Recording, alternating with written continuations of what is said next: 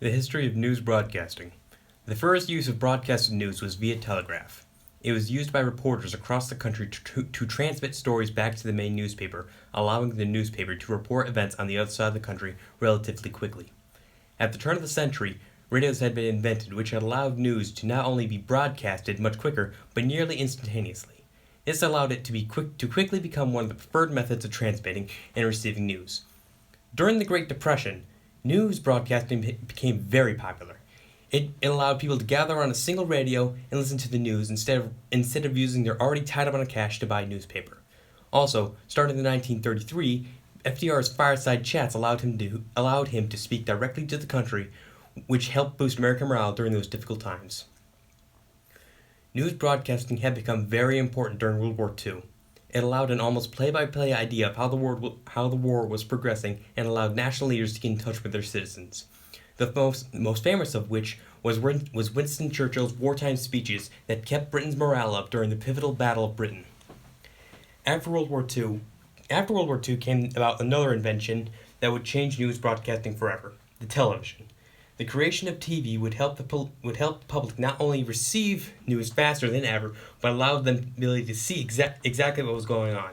This had paved the way for great TV reporters like Walter Cronkite. The late 1940s and early 1950s was also the time of the Red Scare, where Joseph McCarthy created a great fear of the East and communism, which led to many public trials where radio and TV broadcasts, where it was broadcasted over radio and TV all over the nation. The 1960s was, for news broadcasting at least, a very important time. One event that was captured during this time that captivated the nation was the JFK assassination. The news of the shooting was first broadcasted on a radio music station, but later that day had reached national attention. For 4 days after the shooting, Americans were glued to their radios and TVs for any updates on the crisis. The crisis also provided the first for televised news.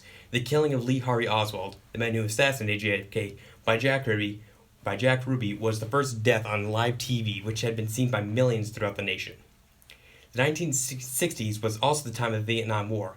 The war was also the first to be so widely and thoroughly broadcast by radio and TV news.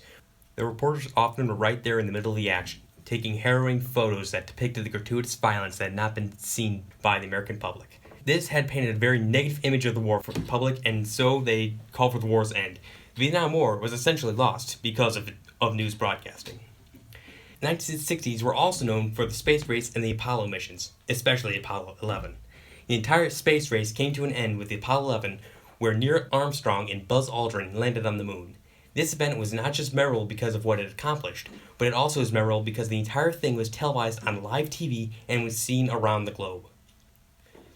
During the 1980s, the satellite became the preliminary means of broadcasting.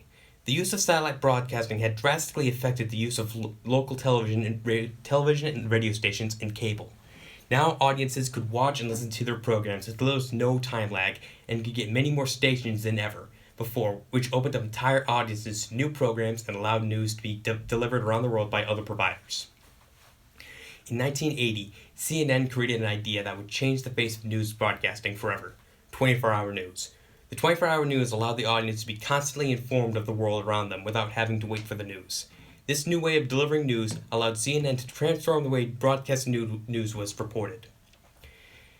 With the creation of the internet, news broadcasting has been irreversibly changed.